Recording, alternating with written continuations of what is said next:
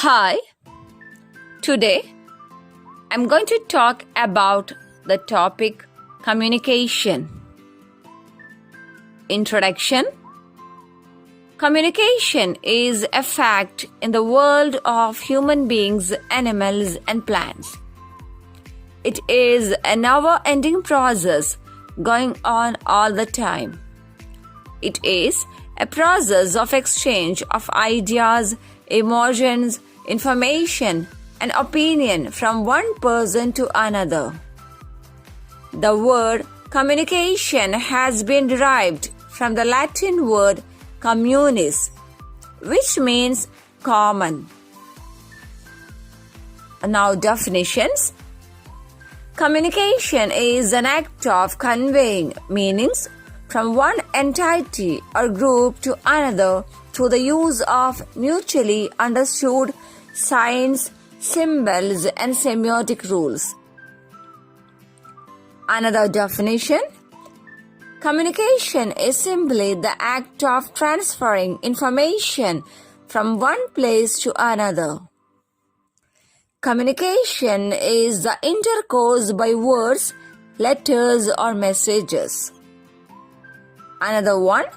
Communication is the transmission of a message or information by speaking or writing.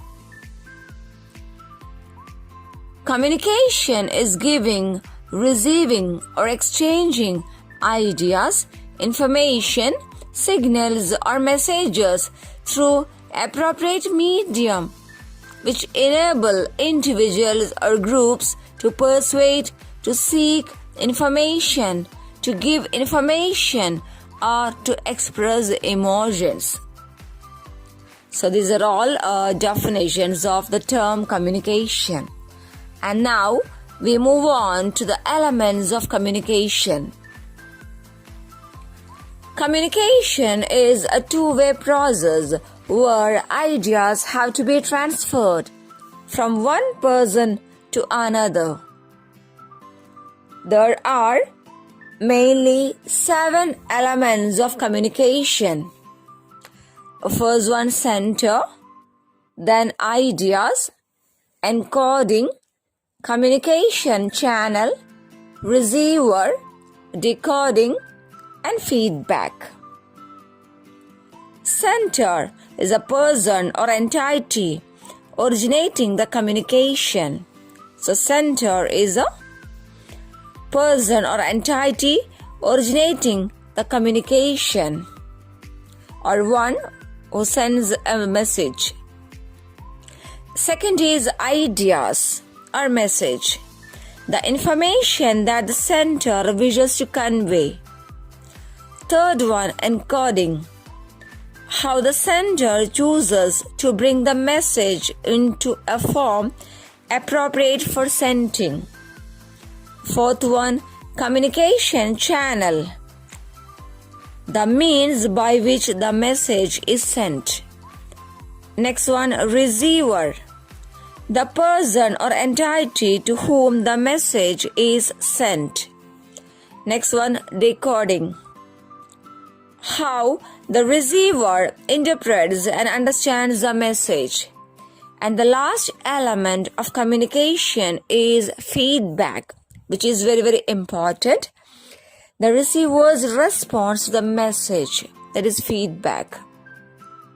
So here, communication cycle, we have source, then message, then encoding, then channel, decoding, receiver, and feedback. And now we move on to the features of communication. Effective communication consists of several essential features. Some important features are clarity, coherence, consistency, completeness, shortness, simplicity, strength, and suitability. So these are called 7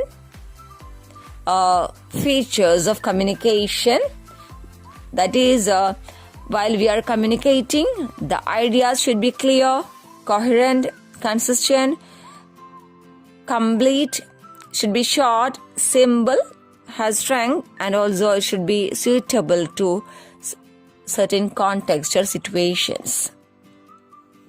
And now, forms or types of communication. Communication can be classified in different ways based on the participants involved and also based on the means of communication. And first, we move on to the first section, that is based on the participants involved. So based on the participants involved, there are a lot of types or forms. But here, I'm going to discuss certain important types or forms. First one is interpersonal, then intrapersonal, then transpersonal, then group communication, then mass communication, mass media communication, and interactive communication. So first one, interpersonal communication, which means communication between two persons, or you can say face-to-face communication. Second is intrapersonal, communication within oneself or with oneself, or you can say self-talk. Third is transpersonal, communication with the divine or God. Next, group communication, communication between groups or to a group of people. Then mass communication, communication to large masses or large population. Then mass media communication through media, communication through media. We have electronic, print media, etc. Then last important type or form of communication is interactive communication. So here, communication with new technological devices like video games, social media, etc. So these are important forms or types of communication based on the participants involved. And next is based on the means. So based on the means of communication, we have oral communication, written communication, visual communication, audio-visual communication, and non-verbal communication. So first is oral communication.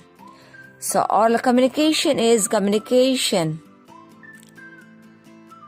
taking place using our mouth or speaking, something like it with speaking. We have examples here: personal interview, telephone conversation, or group discussion. Second is written communication.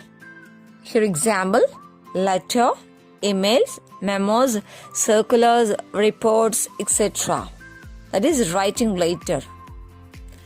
Third is visual communication. That is communication through charts, graphs, pictures, etc. Visual aspects. Next, audio-visual communication. And the best example for audio-visual communication is, of course, films, television programs, corporate conferencings, etc. And last is non-verbal communication.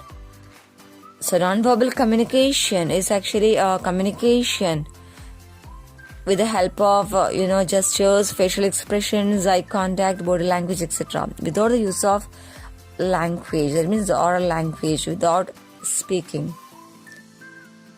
So these are all important forms and types of communication. And now, importance of communication. Why communication is important in our day-to-day life? Here, communication develops good relationships with others. Communication facilitates the process of sharing information and knowledge with others. It is the basis of decision-making and planning. It helps in establishing effective leadership. And now, purposes and functions of communication. The main function of communication is to share, inform, and express ideas. Broadly speaking, there are two major categories of these functions. First one, interactional, and second one is transactional. Interactional uses of language are those where the primary purpose of communication are social in nature, such as small talk, greetings, etc. Transactional uses of language are those in which language is used primarily for communicating information or a specific message, such as instruction, request, description, etc. And the last topic that I want to discuss in this video is the barriers to communication. So there are a lot of barriers to communication. We have physical barriers, psychological barriers, semantic barriers, organizational barriers, interpersonal barriers, and language barriers. Physical barriers include hearing impairment, defects in vision, speech problems, learning disabilities, etc. Psychological barriers include anger, jealousy, insecurity, close-mindedness, fear, etc. Semantic barriers include misrepresentation of words, ambiguities in sentence constructions, etc. Organizational barriers include organizational hierarchy, negative attitudes, etc. Interpersonal barriers like cultural differences in the attitudes, etc. all included in interpersonal barriers. And the last one is language barriers, which include differences in language, use of jargon and technical languages, etc. That's all. Thank you.